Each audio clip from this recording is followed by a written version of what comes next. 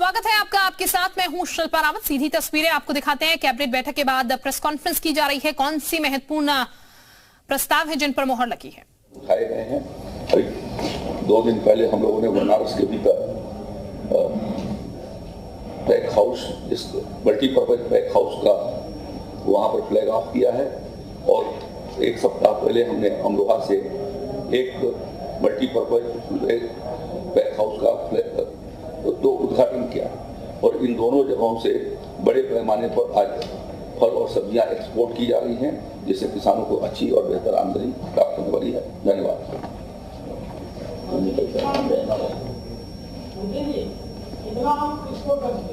देखिए, अभी इस जून में 15 जून तक हम लोगों ने लखनऊ से 650 मेट्रिक टन हमारा आम और सब्जियों का एक्सपोर्ट हुआ है इस 3 माह के भीतर, और वाराणसी से लगभग 550 मेट्रिक टन का हुआ। अभी जो फ्लैग ऑफ किया गया है परसों में, वह वाराणसी से लगभग 35 मेट्रिक टन का फ्लैग ऑफ किया आदरणीय मुख्यमंत्री जी ने, और मैंने अमरोहा से 27 मेट्रिक टन का फ्लैग ऑफ किया अमरोहा से। तो इस 3 महीनों के भीतर लगभग 300 टन जो है वो एक्सपोर्ट आम का और सब्जियों का मिलाकर के हुआ है। अब आगे बताएंगे जब वाला सब प्रश्न है। धन्यवाद।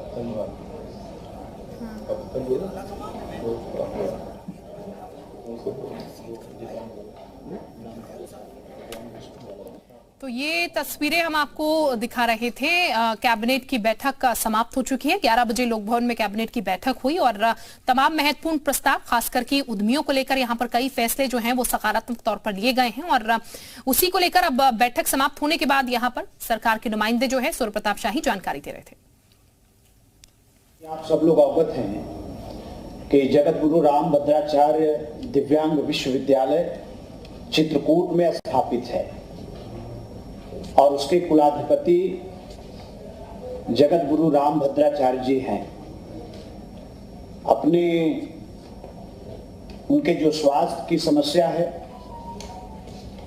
उनकी बढ़ती जो आयु है और वहाँ के संसाधनों के प्रति उनकी जो चिंता है, इन तमाम बातों को लेकर उनके तरफ से सरकार से अनुरोध किया गया कि जगत गुरु रामभद्राचार्य दिव्यांग विश्वविद्यालय को राजकीय विश्वविद्यालय के रूप में स्थापित किया जाए, इसका संचालन राज्य सरकार करे। आज ये प्रस्ताव मंत्रिमंडल के सामने रखा गया, जिसको माननीय मुख्यमंत्री जी की अध्यक्षता में इस प्रस्ताव को मंत्रिमंडल ने स्वीकृत किया है, इसको अनुमोदित किया है, इसको पास किया है।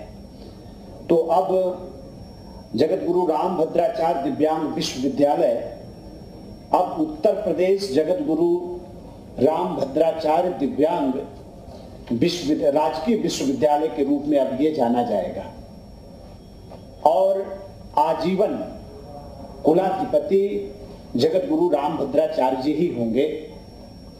उनके बाद फिर महामहिम राज्यपाल उसके कुलाधिपति होंगे। जो वहाँ हमारे कर्मचारी हैं, जो शैक्षणिक कर्मचारी हैं वो भी, और जो गैर शैक्षणिक कर्मचारी हैं वो भी, जो यूजीसी के जो मानक हैं उसके अनुरूप जो लोग वहाँ उसको मानक को पूरा करेंगे, वो राजकीय विश्वविद्यालय दिव्यांग विश्वविद्यालय के हिस्सा वो माने जाएंगे।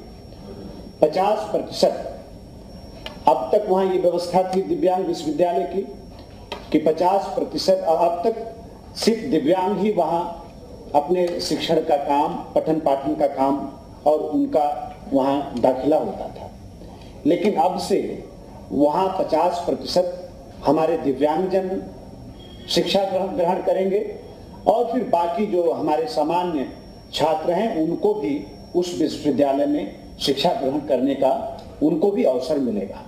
तो इस तरह का एक महत्वपूर्ण, मैं समझता हूँ पूरे उत्तर प्रदेश के अंदर ये दूसरा दिव्यांग विश्वविद्यालय जिसको स्थापित करने का काम जगत गुरु रामभद्राचार्य जी ने किया था, अब ये राजकीय विश्वविद्यालय आज के बाद ये दूसरा शकुंतला मिश्रा पुनर्वास जो दिव्यांग विश्वविद्यालय है, उसके अलावा ये एक और विश्वविद्यालय दिव्यांगजनों के लिए आज से मिलेगा। बहुत बहुत धन्यवाद। नहीं, पहले ये था वहाँ, हाँ, तो अब व्यवस्था वहाँ जो सामान्य छात्र हैं अब उनको भी अवसर हम देंगे। हाँ, वो उनके लिए आरक्षित 50% तो उनके लिए आरक्षित रहेगा, बाकी सामान्य छात्रों को भी हम वहाँ पे अवसर देंगे। हाँ जी।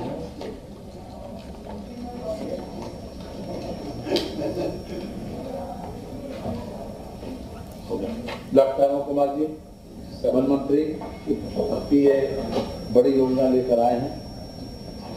सभी को प्रणाम।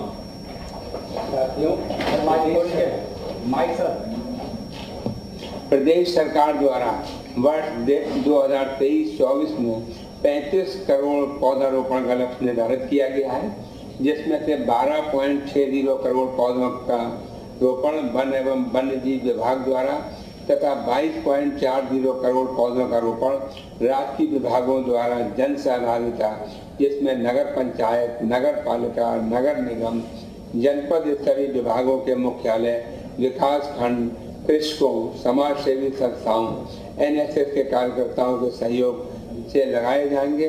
वृक्षारोपण जन आंदोलन वर्ष 2023-24 का उद्देश्य पर्यावरण संरक्षण के साथ साथ कृषकों की आय में वृद्धि करना है। वन एवं वन्य जीव विभाग की पौधशालाओं में वृक्षारोपण 23-24 हेतु लगभग 50 करोड़ पौधे उपलब्ध हैं। गत वर्ष की भांति इस वर्ष वित्तीय वर्ष 2023-24 में भी वृक्षारोपण में समस्त शासकीय विभागों, संस्थाओं, व्यक्तियों को संबंधित शासकीय विभागों, संस्थाओं के माध्यम से वन एवं वन्य जीव विभाग द्वारा निःशुल्क पौधा यूकेलिप्टस और पॉपुलर को छोड़कर उपलब्ध कराया जाएगा, ताकि हमारा पर्यावरण भी सुरक्षित हो, ग्रीनरी हो और ग्लोबल टेम्परेचर भी हम रोक सकें बढ़ने।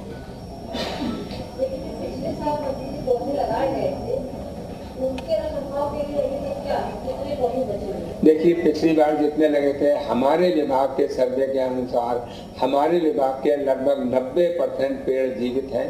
अन्य विभागों द्वारा लगाए गए 75 से 80% पौधे जीवित हैं। इसकी जानकारी और सही करने के लिए हमने फॉरेस्ट रिसर्च इंस्टीट्यूट देहरादून से एक पैक्ट किया है कि तुम एक थर्ड पार्टी सर्वे करके बताओ पिछले 2 सालों में कितने पेड़ लगे, कितने जीवित हैं, कहाँ कहाँ जीवित हैं, और मैं समझता हूँ उसकी रिपोर्ट हमको जल्दी ही मिलेगी। देखिए, ऐसा है, अलग अलग पेड़ होते हैं। कुछ पेड़ होते ही ऐसे हैं जो छोटे ही लगते हैं और कुछ बड़े। वैसे हमारे यहाँ 5 फीट 5.5 फीट तक के पेड़ तैयार है। ये जुलाई माह में 1-2 बारिश और हो जाए तभी हमें तो शुरू करेंगे।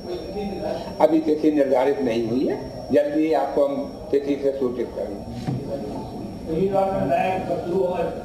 मैंने बताया जब 2-1 बारिश और हो जाए तो